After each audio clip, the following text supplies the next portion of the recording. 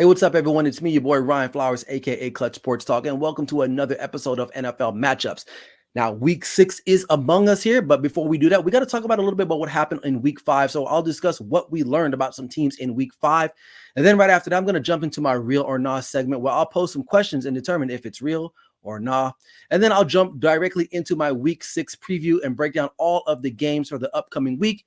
And then I'll close out the show with some fantasy football news and notes and maybe talk about some players that you guys should be targeting for the upcoming week. So without further ado, let's sit back and relax and enjoy the show. This is NFL Matchups with me, Ryan Flowers. Let's go. We're going to be here all day, baby. I like this kind of party. I like this kind of party, baby.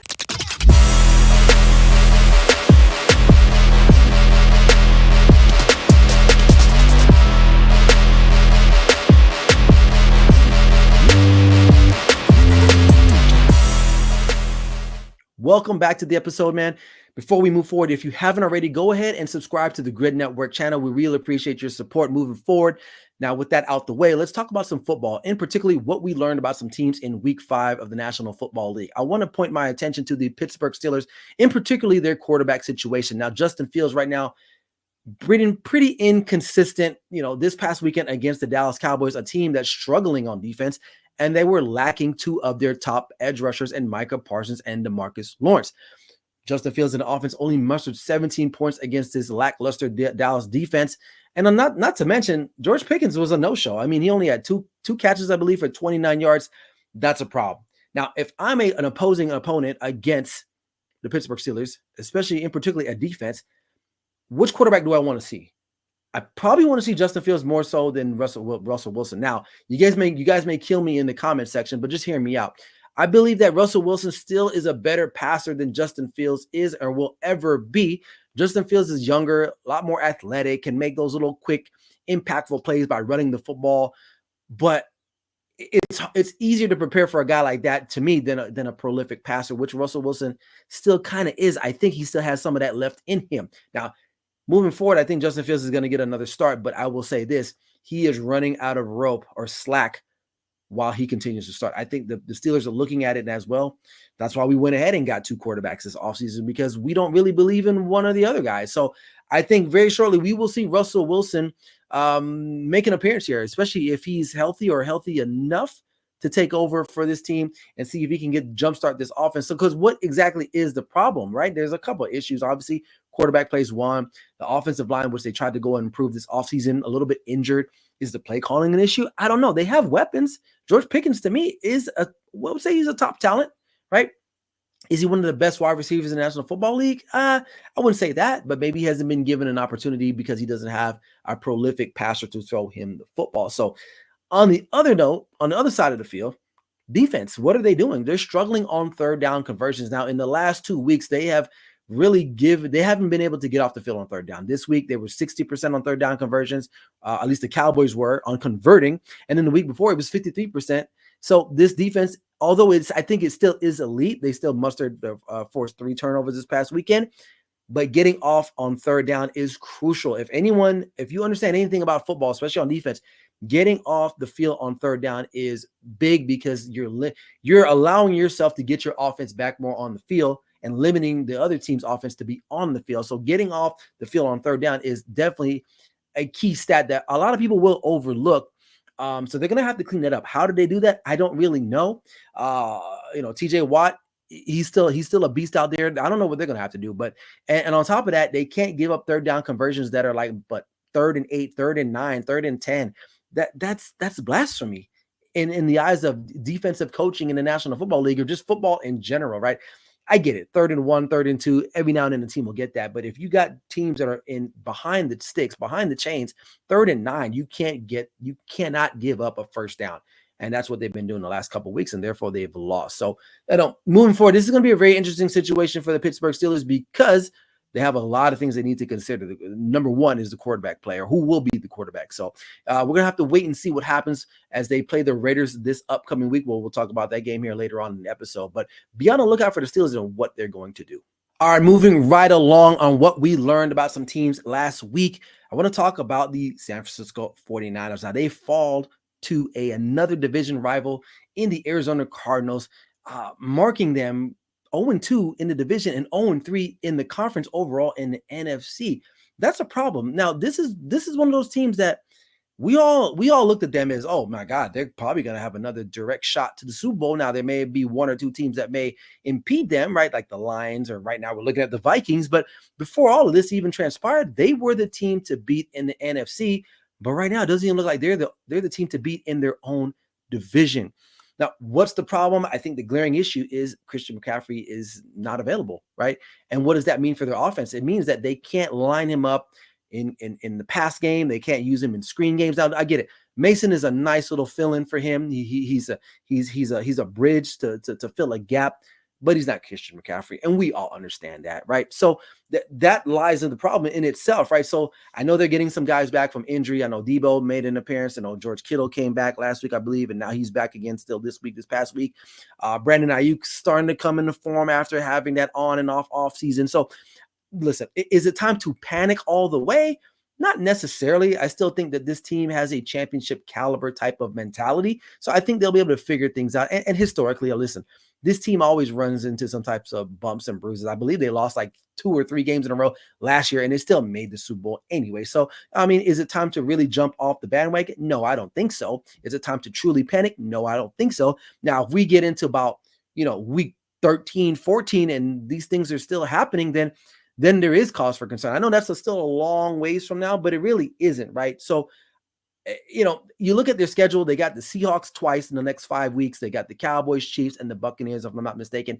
All those teams are playoff caliber teams. So it's not going to be easy, right? Maybe you can get a win against the Cowboys, but the Chiefs, I don't care who they got starting at wide receiver. It don't matter. They got Patrick Mahomes, and we all know what he does to the San Francisco 49ers. You got the divisional games with the Seahawks. Obviously, those are always going to be tight. And then the Buccaneers, who are also a playoff contending team as well. So, is the road easy? Is it going to be hard? Yeah, it probably will be, right? But this team, historically, like I said before, they start off kind of slow, but they figure things out. And I still believe in this offense, and I still believe in Brock Purdy. I think he's one of the better quarterbacks in the National Football League, but not having Christian McCaffrey as an elite talent does hamper their offense. So overall, listen, the defense is going to have to improve, right? They're still giving up really big plays. We saw what Kyler Murray did to them, obviously, right? So they're going to have to improve on that. And I think they will. I think they're going to look themselves in the mirror and say, we are the San Francisco 49ers. We are the class of the NFC and the NFC West, right? So we're going to have to figure these things out. But I will say this, the history of them blowing double-digit leads, it's a thing now. I will say this. And it's really been a thing really with Kyle Shanahan as he moved over from his offensive coordinator position from Atlanta now to San Francisco. You go back to that Super Bowl against the Patriots where they blew a 28-3 lead. Now, I get it. He wasn't the head coach. He wasn't calling defensive plays, but he was questioned about some of his play calling in the second half of that Super Bowl. And then you see it again in another Super Bowl against the Kansas City Chiefs last year. And I believe they blew a double-digit lead against the Chiefs in the Super Bowl where they played them in Miami, Patrick Mahomes' first Super Bowl. So, these things will always remain with him until he wins that Lombardi trophy. Because it's a thing now. It's not just, and then you look into this season now, it's all bled over now, right? You look at their last couple games now. The week before against the Rams, you're up double digits, you lose that game. You're up double digits at home against the Arizona Cardinals, you lose that game. So I'm not sure if they're taking their foot off the gas. Is it something that he needs to tweak? But there's definitely a pattern with that. Again, I'm not that overly concerned quite yet. This is a winnable division, but are they still the class of the NFC conference overall?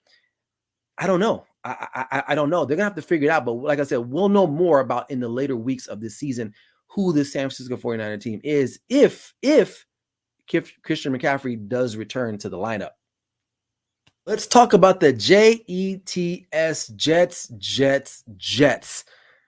They have been in the news quite frequently, even more so this week because of the firing of Robert Saleh. Now, they were talked about last week because of the Devontae Adams ordeal in Las Vegas with the Raiders.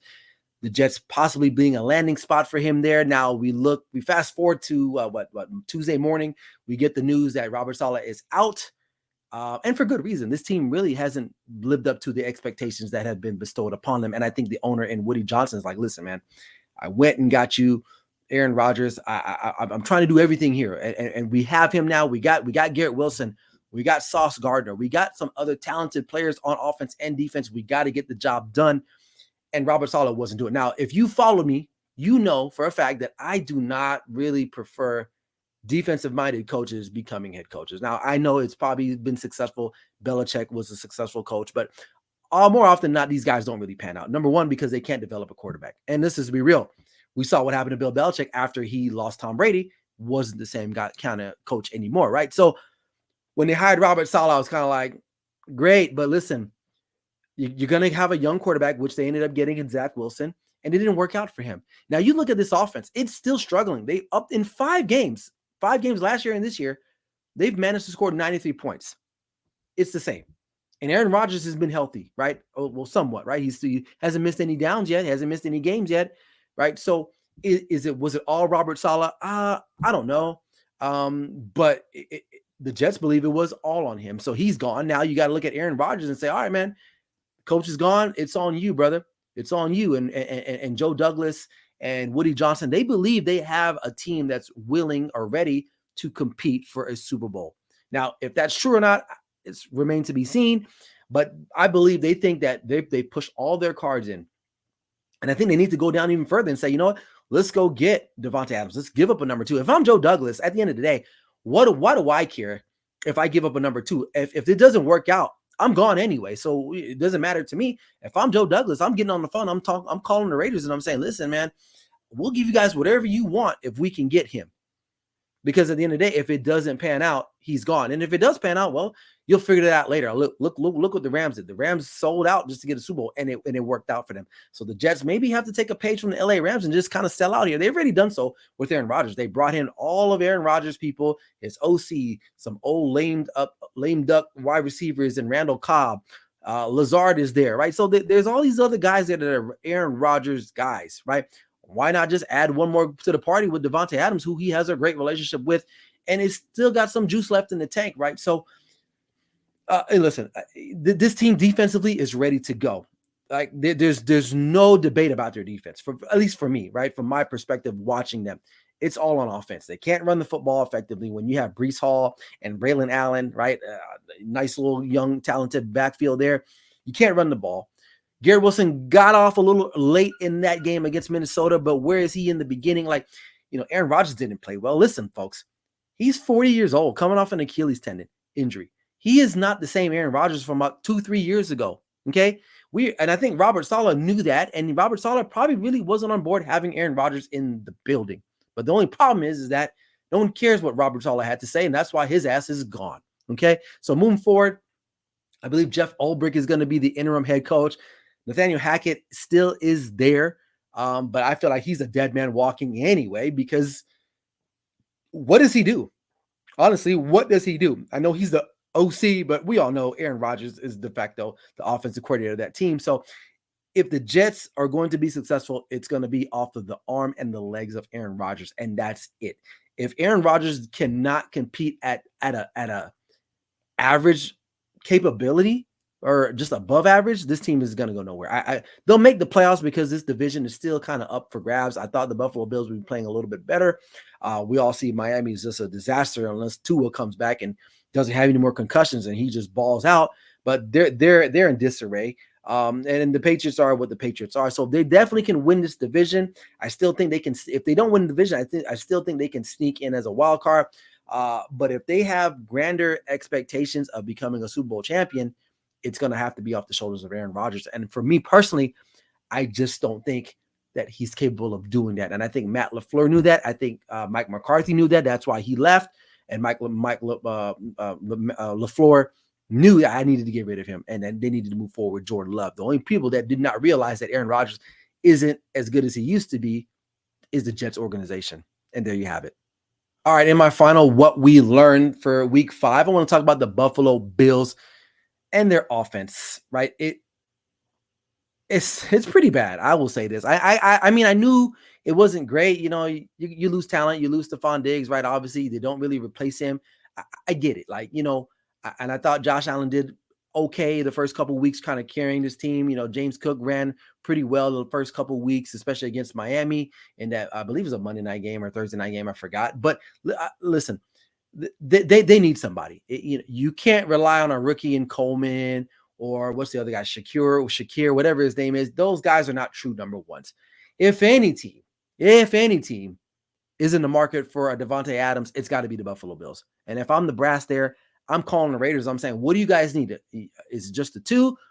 Because whatever you need, we're going to try to find it for you and give it to you, because we need a guy like Devontae Adams. And I know he's expressed his feelings of going to New York with the Jets or New Orleans, but I don't know how that's going to play out with Derek Carr being sidelined. We don't know what the extent of his injury is. It may be a day or game or a week or a month, who knows, right? But he's not healthy, right? So that may kind of weigh in on the determination on where Devontae Adams may want to go. But if he wants to win, the Buffalo Bills will be a really good spot for him because you'll have a real competent quarterback, a guy that's been proven, a young guy too as well, versus Aaron Rodgers, who's 40 years old, and Derek Carr, who's hurt right now. So I think the offense for the Bills definitely is an Achilles heel for them right now, because it can't just be all Josh Allen 24/7. Early on in the season, he was able to throw the ball around, but again, it was against lesser teams. In back-to-back weeks against really good teams, we see that they struggled. And if they want to consider themselves one of the best teams in the AFC, you're going to have to go through Houston. You're going to have to go through Baltimore. And will it be enough for Josh Allen? I don't think so. So they definitely have to be in the market for Devontae Adams, in my humble opinion. Now, on the defensive side of things, they allowed the Texans this past week to convert 8 out of 16 conversions on third downs. That's crazy. Kind of like the Steelers. Like, you got to get off the field. Your offense is struggling. They need more attempts at it, right? And your defense is just still allowing teams to stay on the field offensively, and they're getting tired, right? So therefore, they're going to give up points. So despite having 2 key turnovers in that game, the offense obviously couldn't put them away. So that's a problem. So again, like, I still like this team. I think I like them a little bit less now until they can figure out some of their offensive woes. And I still believe in Sean McDermott. I know there's some people out there that think he's a horrible coach, but listen, he's had the Bills relevant the last couple of years, right? So has Josh Allen too.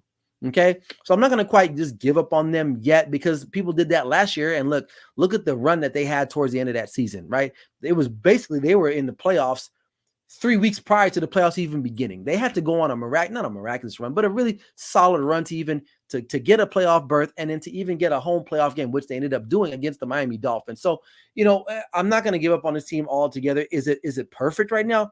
Absolutely, it's not perfect. But what I did learn from them is that they need to go out and get Devontae Adams. That's, if anything, all these teams out here, the Jets and the Bills, if you need offensive help, you probably got to go get Devontae Adams. So you got to do what you got to do. You got to do. I mean, it's as simple as that. So Buffalo Bills, wait and see what happens with them, but don't jump off the bandwagon, Buffalo Bills fans. Make sure you guys steer the course, because I still think they can still win this division and still bounce back, because you still have a really good coach in McDermott, and then you have a really, really good quarterback as well. And those are 2 key things you need to win in this National Football League, and they have both of those. All right, moving on. Probably my favorite segment of the show. It's real or nah. I'm going to ask some questions, and I'm going to respond and say, is it real or nah? So first up, Cleveland Browns. Is it time to move on from Deshaun Watson? Put it plain and simple, the guy is no good. Now, there's an argument to be made out there that the offense that he's running doesn't suit him well, right? And that's fair. I get it. I know the Texans really did a good job under Bill O'Brien trying to accommodate his style of play with their offense. Now, it's not the same in Cleveland. I think they run their offense, and that's how their offense wants to be ran there with that particular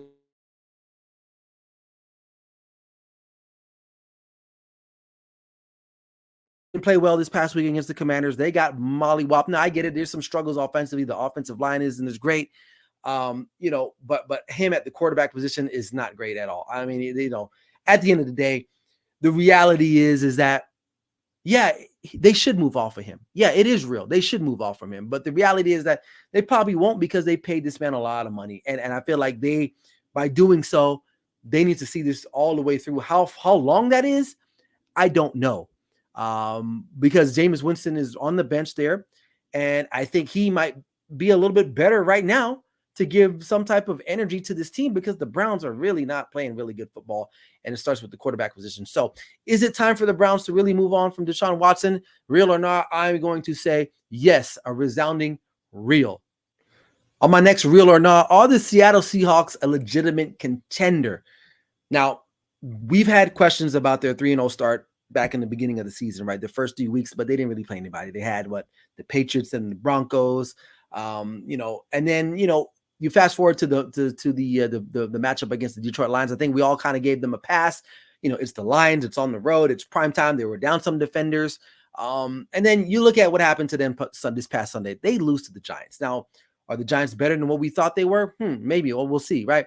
But I feel like this team, the game plan, it needs to be switched up just a little bit, right? I get it. They have a lot of talent on the outside between Lockett, Metcalf, and Jigba. But what about the run game? That's what made the Seahawks the Seahawks. They played good defense and they ran the football, right? They're not doing that. It's just primarily pass. And I get Geno Smith is a really good quarterback, solid guy. I don't blame you, but at some point you got to start running the football to balance out things, because any good defensive team, they're going to look at that and say, you know what? You guys are going to throw the ball. We have no threat of the run game, so we're going to pin our ears back and we're going to get after your quarterback. And that's exactly what the Giants were doing to them up and down the field on Sunday. And on top of their defense is allowing a lot of rushing yards. I believe they gave up 175 yards to the Giants, whose rushing attack has been pretty much anemic the last couple weeks.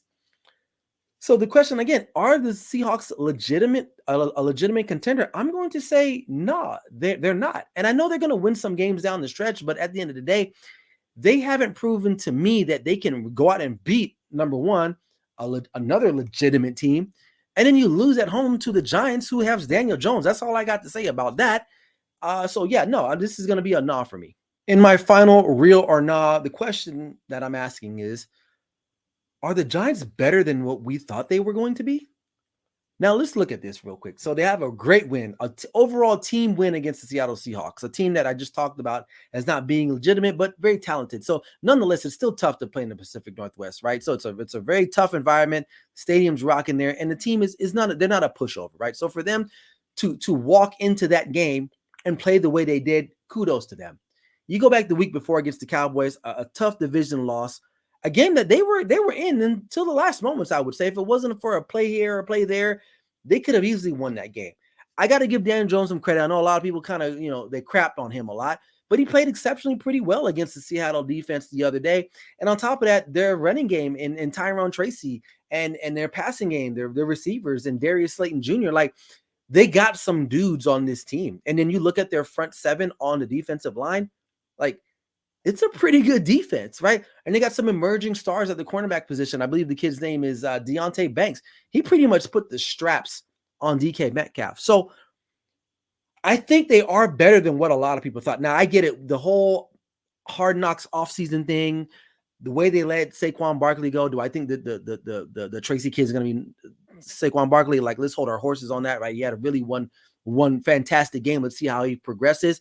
But they have a good coach in Brian Daboll. And listen, Brian Daboll is doing his best to coach his team up.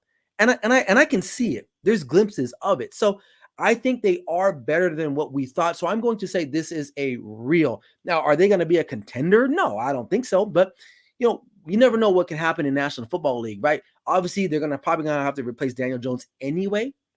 So if Brian Daboll can get a guy that he likes and he wants, then let's really see what this team can really do in the offseason, once that time comes. But I'm going to say this is a real. I think they are better than what we originally thought. Here's the part of the show where we're going to break down each of the games for week 6 for this upcoming week. It starts Thursday night. We have a divisional battle between the San Francisco 49ers taking on the Seattle Seahawks. Both teams coming off of pretty bad losses, Niners at home as well, and then the Seahawks too at home.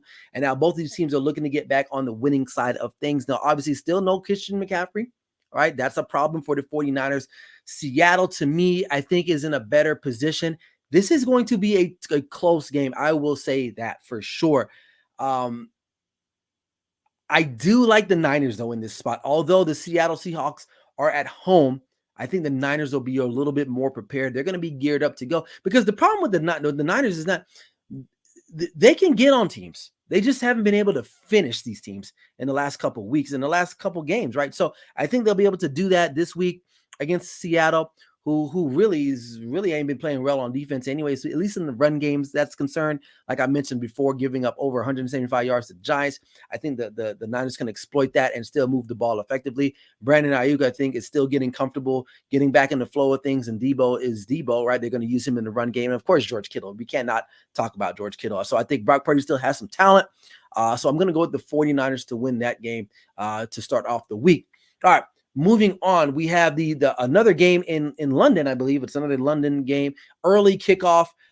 Jacksonville Jaguars taking on the Chicago Bears. Jaguars coming off a really good win against the Colts. Tank Bigsby went off, dude. And what's the other kid's name? Brian Thomas, I believe, the wide receiver out of LSU. Phenomenal game. And then the Bears offensively, everything was clicking for them against the Panthers, right? Caleb Williams looked really good. DJ Moore, we finally got to see him again. The type of talent he is. Now Jacksonville, like I said, coming off a really good win. Both teams got to travel across the pond to London. I like the Bears. Because I think they're going to be consistently better. I think they've been consistently better on defense. It was just the offensive side of things. And if they were able to find whatever they were missing and keep that going along with the defense, this is going to be a scary team, right? So we'll see. I'm not going to say, oh my God, the Bears are back, they're going to make a run. No, I'm not saying that, but for this particular game, I like the Bears in London. We got the Commanders. This is a matchup. So I said the Commanders and the Ravens. This is a big matchup for the week, probably the best matchup of the week. We got Jaden Daniels, Lamar Jackson. Lamar Jackson, phenomenal right now. He's a contender for MVP as usual again. Jaden Daniels, as a rookie, is in contention, or at least early talks of being an MVP candidate. Washington looking like a complete team, for sure. They're running the football efficiently. The passing game is great.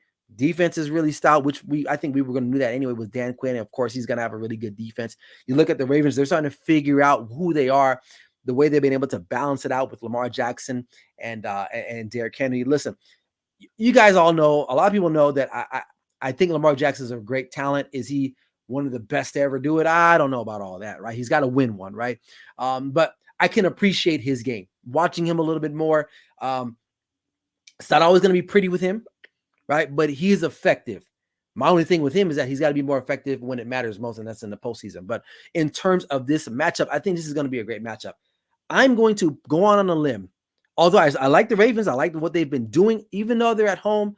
I think Jaden Daniels and the Washington Commanders stand up to the test, a tall order, mind you, and they get a narrow win against the Baltimore Ravens. So you heard it here first on NFL Matchups. Although the Ravens are a tough team at home, no disrespect to any of the Ravens fans or the flock, but something about Jaden Daniels, he has this magical, mysterious aura about him right now that he's playing at a high level, and I love what they're doing on offense, so I'm going to go with the Commanders. Okay, we got the Arizona Cardinals on the road, heading over to Green Bay in Lambeau to take on the Packers. The Packers coming off of I would say, a very weird performance. Now, they started slow. They kind of picked it up. I think they got something in that kid. I think his name is Taylor Kraft, the tight end. Oh my! I think they found something in him, right? So he balled out. I know a lot of people were trying to get after him on the fantasy free the free agency waiver wire. I talked about him last week on the episode. Hopefully you went and listened to me and you got him, because he balled out for you. 2 touchdowns, over 100 yards receiving, if I'm not mistaken. So I love what he was able to do. And then you look at the Cardinals, very gritty win. Go on the road.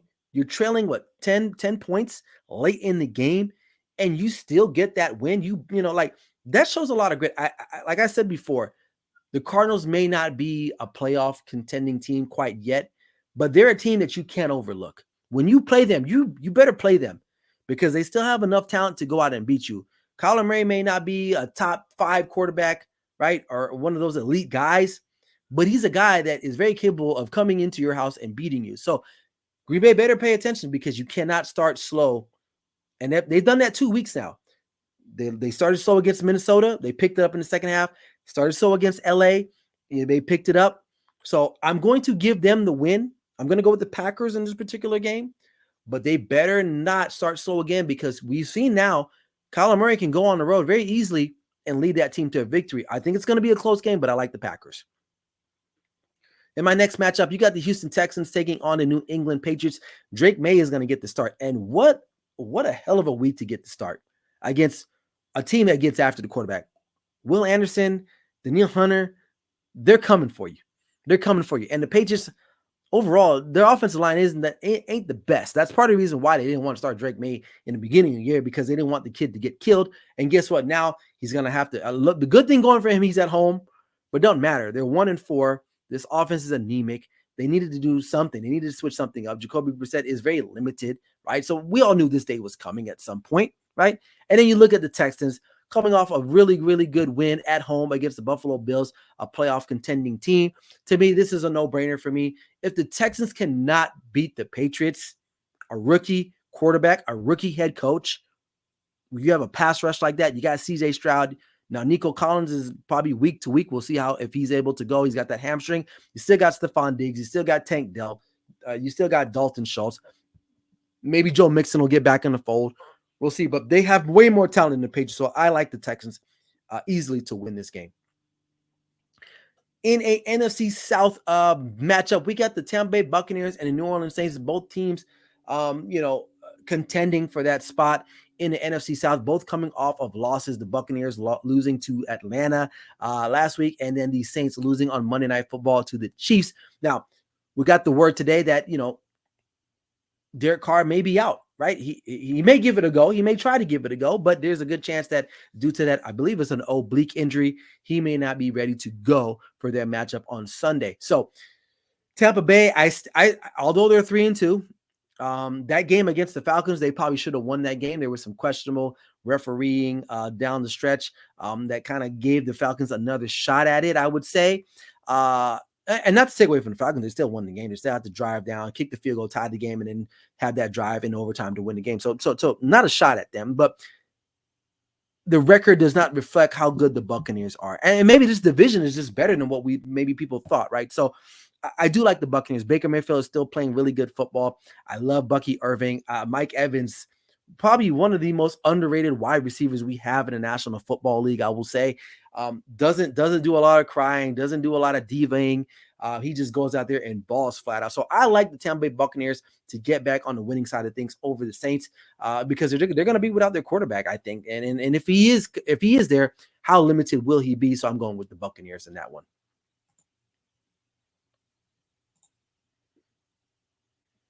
All right, in the next matchups here, we got the Cleveland Browns taking on the Philadelphia Eagles.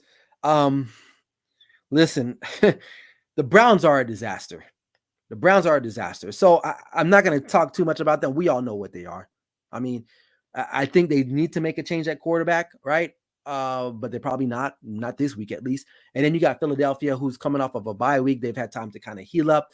I think A.J. Brown may be ready to go. Devontae Smith should be ready to go. They're at home. Like I said, they've had time to prepare. I'm not really confident in the Philadelphia Eagles overall anyway, but I feel more confident in them than I do the Browns. So I'm going to pick the Eagles in that particular matchup. That's a no-brainer for me. You got the Colts at the Titans in the AFC South matchup. Listen, I don't know. Like this, the Colts. I'll say this. I think they play better with Joe Flacco than they do with Anthony Richardson, right? And I get it. They drafted Anthony Richardson. They got to give him time to develop. I understand all that, but he's hurt. He may be back this week. But me personally, I would probably go with Joe Flacco anyway, because look what Michael Pittman Jr. has been able to do the last 2 weeks with Joe Flacco under center versus Michael Pittman Jr. when AR5 or whatever his number is, Anthony Richardson is under center. It's night and day, right? Hopefully they get Jonathan Taylor back. Now, Sermon did a pretty good job, and I think the other kid, Goodson, did a pretty good job too as well. They probably could have won that game against Jacksonville. They had to battle back through some things. And you got Tennessee. I mean, Will Levis, arguably one of the worst starting quarterbacks in the National Football League right now. You know, he's going to give you a pick or two or some type of fumble there. I like the Colts on the road, especially if they have Joe Flacco. If they don't have Joe Flacco, I still like the Colts anyway. I just like their talent better than I do the Tennessee Titans overall. So I'm picking the Colts in this particular matchup. In an AFC West showdown, we got the LA Chargers on the road taking on the Denver Broncos. The Broncos coming off a pretty good win against the Raiders, another divisional foe. Bo Nix still limited. And if it wasn't for their defense, man, like they probably would have lost that game to the Raiders. There was a crucial point in that game where the Raiders were driving and Gardner Minshew throws that pick six to Patrick Surtain Jr. I think that completely changed the outcome of the game because after that, it was just all downhill. That defense is legit. 2 interceptions, I believe, and a pick six. Like, come on. Like, the Chargers, on the other hand, I like the brand of football that they're playing. And I believe they were on a bye week this past week. So hopefully Justin Herbert was able to kind of ice up a little bit, get a little bit healthier. This is going to be a close game. It's going to be a close game because the Broncos defense is good enough to keep them in the game. I still don't believe in their offense per se, but I'm going to go with the Chargers only because they have the better quarterback play. I feel there's going to be a moment in the game where Justin Herbert's going to be able to make a play down the field where they're going to need it. And that's going to be the difference in the game. So I'm going to go with the Chargers just for that sheer fact that I like the quarterback better than the quarterback matchup in this particular game because I think the teams are fairly even for the most part, but I like the quarterback play. This is a big one for both teams. This next one, we got the Pittsburgh Steelers taking on the Las Vegas Raiders. Both teams, pretty bad losses. Games that they probably should have won. The Steelers should have beat the Cowboys Sunday Night Football. I talked about that earlier in the episode. I mean, listen, your defense forces 3 turnovers and you only managed 17 points. That's ridiculous. That's ridiculous, right? And you look at the Raiders, they were driving to take a controlling lead of that game early in Denver, and then you throw the pick six. Now they got problems at the quarterback position, right? Obviously. Is it going to be Gardner Minshew? Is it going to be Aiden O'Connell? Who knows? They both suck either way. But who sucks the most? That's really the question they have to look at. And you listen to AP, their head coach, Antonio Pierce. He's like, well, we got to look at the film. I think he got enough film on Gardner Minshew. He's been on 4 teams in the last 5 or 6 seasons. It's a reason why he's a backup everywhere he goes. The fact that they came into the season thinking that he was going to be their answer is ridiculous to me. So they deserve what they're getting at the end of the day because they have talent. You have a wide receiver in Devontae Adams who doesn't want to play there. Why? Because the quarterbacks are crap. Okay. So as far as the pick is concerned, I like the Raiders. I like the Raiders still, only because they're home. I think the fans, God bless them. Raider fans may not be as educated from a football perspective, right? Because a lot of them, you listen to some of them, they don't know what the hell they're talking about, right? But they are so passionate about their club that I feel like Allegiant Stadium is going to be rocking. I still think I think they can get something going. I think they're going to ride the momentum of Devontae Adams not trying to get out of there. Coming off of a bad loss last week, Steelers kind of reeling a little bit offensively. They can't get it going themselves, right? It's going to be whoever has the ball last may win this game. I kind of like the Raiders at home for this one, so I'm going to ride with them. All right, we got the Atlanta Falcons taking on the Carolina Panthers. Andy Dalton, a couple weeks ago, was a revelation for this club. We really couldn't get things going last week against the Bears. Offensively, they just were atrocious. So bad that they ended up putting Bryce Young back in just because the coach said, I want to give him some more reps, which is crazy to me because Andy Dalton couldn't get anything done. You think he was going to go back and do anything? And he didn't, right?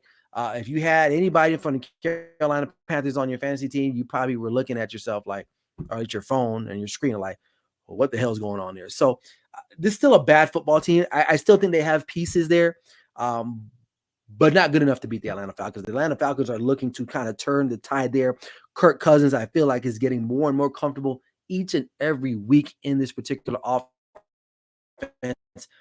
They're fighting. They're fighting to be on top of this NFC South, which I think they're in good contention right now. This is a tough division. I think it's going to be between them and the Tampa Bay Buccaneers, but I like the Falcons over the Panthers in this particular matchup. In another big game, you got the Detroit Lions and the Dallas Cowboys. Lions travel to Dallas to take on the Cowboys. Now, this is a game where two teams and there's a fork in the road. The Lions are looking to prove that they are a team. They are one of the teams, if not the team in the NFC. And then you got the Cowboys who are just kind of struggling to kind of be subpar. Now that win against the Steelers, Cowboy Nation, I hate to break it to you. It's a false sense. It's a false sense because they should have lost that game. Okay? They didn't. I get it. And I know they're all, oh, we won the game. You're right. We're going to go on this run. You're not, because the fact remains you still have a defense that can be had, especially against good teams, good offensive teams, which the Lions are. Okay. And your offense has no running game. And I like the story about Rico Dowdle. It's cute, right? He's been kind of a not journeyman, but he's been on the Cowboys for a couple of years now. He's been back up to Zeke, back up to Tony Pollard, right? He's kind of taking over the reins now. But at the end of the day, this team is going to live and die off the arm of Dak Prescott. Simple as that. And I hate to say it, and I love Dak. I love Dak as a player. He seems like a pretty cool guy. He's not good enough to do this week in and week out. Now, I know he helped win that game against Pittsburgh the other day after throwing 2 interceptions and a lost fumble, but he can't do this week in and week out. Not a lot of guys can do that anyway. So for that sheer reason, I think that win against the Steelers is going to blind a lot of people. So I'm going to go with the Lions to win this game. I think the game will be close because I feel like Dan Campbell, at the end of the day, he's going to make some questionable decision where it's like, dude, what are you doing? You are the better team. Go out and win the football game. I think the Lions are going to be able to run the football like most good teams do against the Dallas Cowboys, and they're going to secure that victory and get the win over the Dallas Cowboys. So I'm going with the Lions. All right, Sunday Night Football, kind of a snoozer here, right? If I'm being quite honest with you, the Bengals, who are 1-4, and their chances of making the playoffs look pretty slim to none at this point. They're taking on an upstart Giants team who are coming off a really tremendous win, like I talked about earlier in my Real or Not segment, against the Seattle Seahawks. The game is playing in MetLife, right? In MetLife. The Bengals, to me, have the better roster. So this should be a win.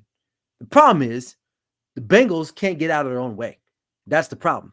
So who do I take this game? I'm going to go with the Giants. For some reason, I feel like in a must-win situation, the Bengals can't get it done. I feel like the Giants are better than what we thought they were going to be. They're at home. I think they're going to be able to run the football. The Bengals defense can be had. And if Malik Neighbors does return back this week, it's just going to even add more fire or boost his team even more. So the Bengals their back is it's not even up against the wall anymore. It's through the wall. If they have any shot of winning or getting into the playoffs, they got to win this game and the following game after that. But it's not going to be easy, right? It's going to be an uphill climb. Although they're very talented, I love Jamar Chase. I love Joe Burrow. I like those two players. Overall, this team just is missing something, and I just don't feel like they have enough. So I'm going to go with the Giants in an upset. All right, and for the final game of the week, this is a huge one. The Jets at home taking on the Buffalo Bills, like we talked about before.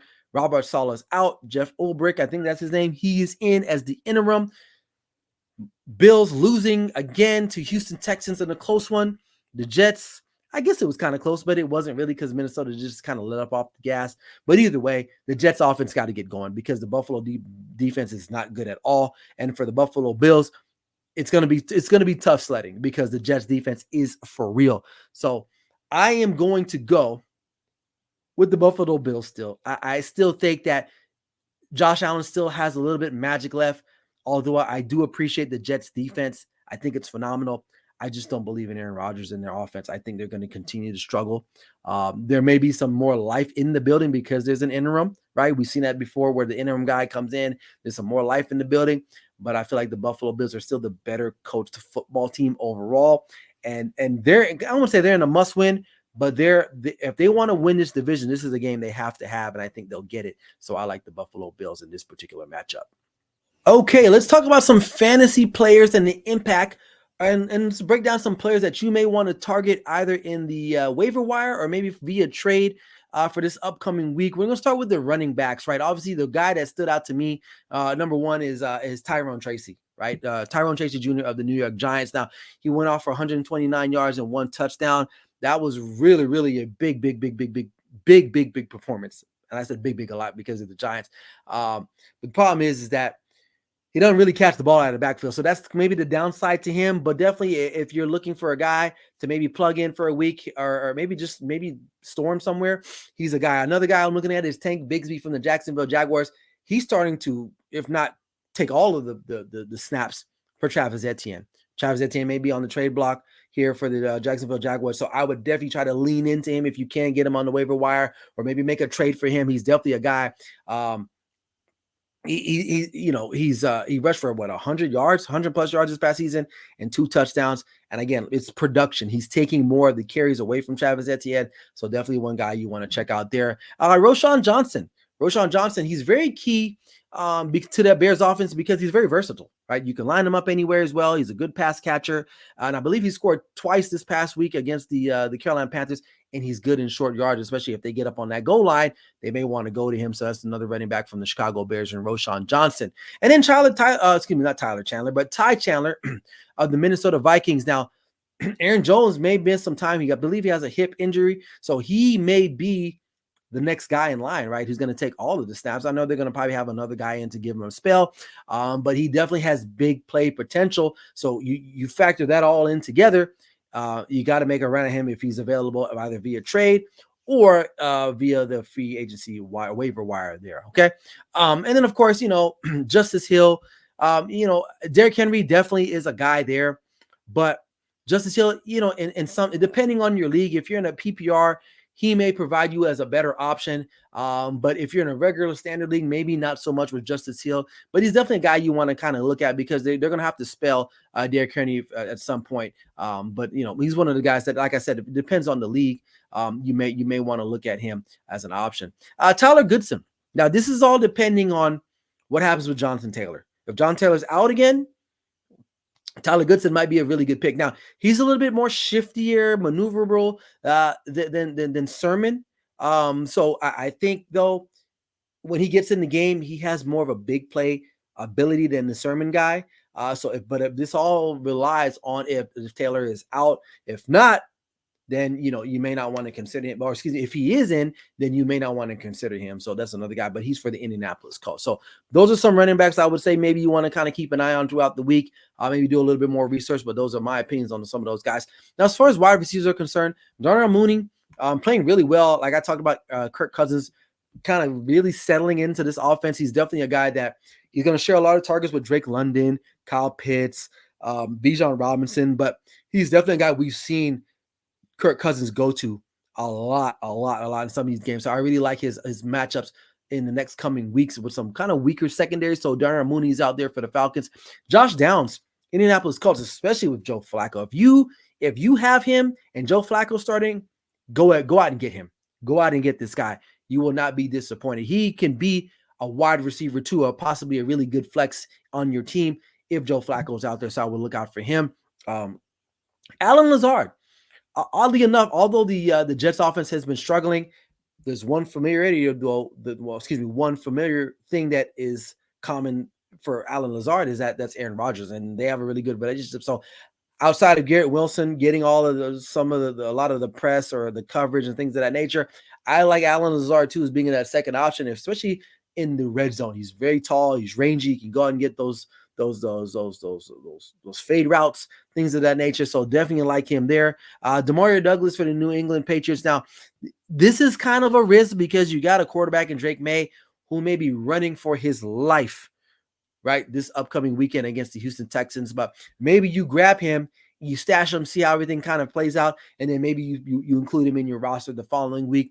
But he's definitely has some talent, I will say that.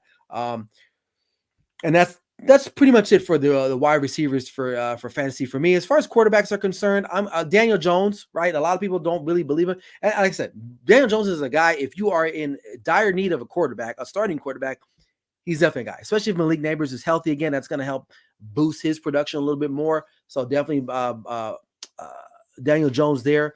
Other than that, there's really not no other quarterbacks, maybe a Bo Nix, but he's not consistent enough. One thing I will say, he will steal a rushing touchdown from maybe your running back because he'll quarterback sneak it, he'll run the ball, tuck it in, and go himself. So maybe, again, if you really find yourself in a pinch and you need a starting quarterback, I was going to say Derek Carr, but he's might be limited too. So I'll kind of stay away from him. But definitely Daniel Jones and Bo Nix are somebody, two of those players you maybe want to look out for. Now, as far as tight ends are concerned, Zach Ertz